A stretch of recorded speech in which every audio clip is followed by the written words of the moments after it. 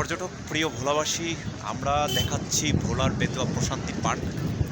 পিছনে দেখতে পাচ্ছেন প্রশান্তি পার্কের ভিউ। এখানে অনেকগুলো ব্লক রয়েছে এবং মানুষজন, বিভিন্ন মানুষ এসেছেন ঢাকা থেকে।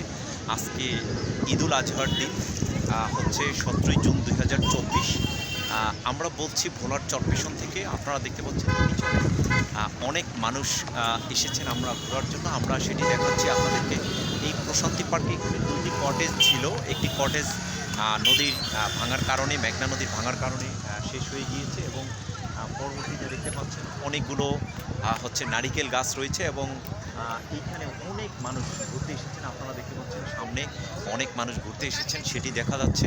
এবং এখন সন্ধ্যা নিব আমরা দেখাচ্ছি এখানে অনেক মানুষ ঘুরতে আসার জন্য। এখানে এই যে এতগুলো হুন্ডা, সেগুলো আপনারা দেখতে পাচ্ছেন। হুন্ডা দিয়ে মানুষ বিভিন্ন এলাকা থেকে, ভোলার বিভিন্ন এলাকা থেকে, এখন জানেন যে ভোলার চরপেশন যে মহাসড়কটি, সেই মহাসড়কটি নির্মাণ হওয়ার কারণে মানুষজন খুব সহজে ঘুরতে আসতে পারেন। এবং পিছনে দেখা যাচ্ছে একটি চাইনিজ রেস্টুরেন্ট রয়েছে চরপেশনের, সেটি দেখা যাচ্ছে। এবং এই চাইনিজ রেস্টুরেন্টটির মাধ্যমে এখানে যারা ঢাকা থেকে বিভিন্ন সময় আসে, তারা এখানে তারা এসে করতে পারেন এবং থাকতে পারেন এবং আবাসিক সেভাবে তৈরি করা এবং খাবার দাবার, ফ্যামিলি এন্টারটেনমেন্ট, বিয়ে শাদী, জন্মদিন, বিভিন্ন কিছু সেখানে তৈরি করা যায়। এবং অনেক হুন্ডা, শত শত হুন্ডা রয়েছে, প্রায় হাজারখানেক হুন্ডার মতো। এবং এইভাবেই পরিবার পরিজন নিয়ে বিভিন্ন মানুষ আসেন বিভিন্ন এলাকা থেকে। আসলে যারা এই পর্যটক যারা রয়েছে, তারা এসে তারা দেখার জন্য তারা আসেন এবং তাদেরকে দেখা যাচ্ছে এইভাবে আসেন। তো আসলে যাই হোক, এইভাবে এখানে একটি বেশ বেতুয়া চাইনিজ রেস্টুরেন্টও রয়েছে। সেই চাইনিজ রেস্টুরেন্টের কারণে এখানে অনেক মানুষ আসেন এবং ঘুরেন, খান, বাংলা খাবার খাওয়া যায়। এবং এর পিছনে কিন্তু বেতুয়া নদী বন্দর সেটি রয়েছে এবং বেতুয়া নদী বন্দর, সেখানে বেতুয়া যে লঞ্চ ঘাট সেটিও রয়েছে।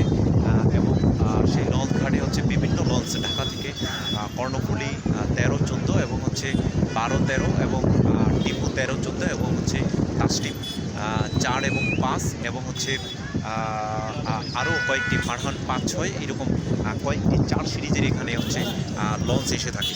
তো আসলে দ্বীপ জেলা ভোলার চরপেশন এখন পর্যটন নগরী। স্থানীয় একটি আব্দুল আল ইসলাম যে তিনি যেভাবে এই চরপেশনকে তিলে তিলে করেছেন, চরপেশনকে যেভাবে সাজিয়েছেন, আসলে সেটি অসাধারণ। এবং যদিও প্রথম দিন, ঈদের প্রথম, যারা বেতুয়া সিটিতে ঘুরতে আসেন, সেখানে আসলে মাধ্যমে স্প্রিড বোটের মাধ্যমে সাগরের যে বেতুয়া যে কক্সবাজার সি বিচ, সেই সি বিচের একটি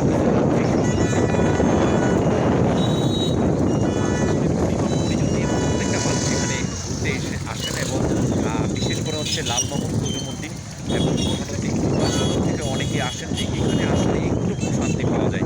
সেজন্য এখানে প্রশান্তি পার্ক নামে পার্কটির নাম দেওয়া হয়েছে। এখানে পিছনে দেখতে পাচ্ছেন, আসলে আপনারা ভিডিওতেই দেখতে পাচ্ছেন আমি কতটা সত্য বলছি কিংবা মিথ্যা বলছি। যেভাবে আসলে দৃশ্য, কিছুদিন পূর্বে ঘূর্ণিঝড় রিমেল হয়েছিল। এই রিমেলে এই গাছগুলোর অবস্থা কী ছিল এবং এইখানে টুইটো ফুট পানি ছিল, সেটি আপনারা বিভিন্ন ভিডিওতে দেখতে পাচ্ছেন এবং বিভিন্ন টিভি চ্যানেলের ভিডিওতে দেখতে পাচ্ছেন। এবং এই পাশে আমরা বলেছিলাম যে স্থানীয় তিনি একটি রাস্তা তৈরি করে, সেই রাস্তার মাধ্যমে মানুষ এই পাশ থেকে ওই পাশে যাতায়াত করতে পারবে। সেই যাতায়াতের মাধ্যমে এখানে অনেক হুন্ডা রাখতে পারবে এবং মানুষ এই পাশ থেকে ওই পাশে যেতে পারবেন, যেটির জন্য আর ওই পাশে যাওয়া লাগবে না। তো আপনারা যারা আমাদের এই পেজে রয়েছেন এবং ইউটিউবে রয়েছেন, আপনারা লাইক, শেয়ার, কমেন্টস করবেন। আমরা চেষ্টা করি আসলে এইভাবে আরও বিভিন্ন ভিডিও দেওয়ার জন্য। এবং পিছনে যে অনেকে এসে এখানে স্মৃতিময় ছবি তুলে রাখেন। এবং এখানে চরপেশন বাজার থেকে আসতে খুবই সহজ এবং ঢাকা থেকে মাত্র 30 টাকা দিয়ে চরপেশন বাজার থেকে আসা যায়। এবং চরপেশন জ্যাকব ওয়াচ টাওয়ার রয়েছে, ফ্যাশন স্কোয়ার রয়েছে। মানুষজন রাতে প্রায় 10টা পর্যন্ত এখানে বিভিন্ন মানুষের ভিড় থাকে।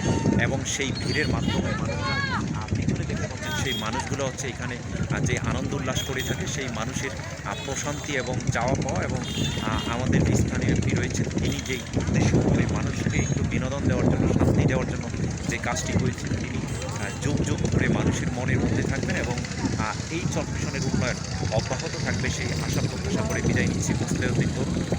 ধন্যবাদ সবাইকে।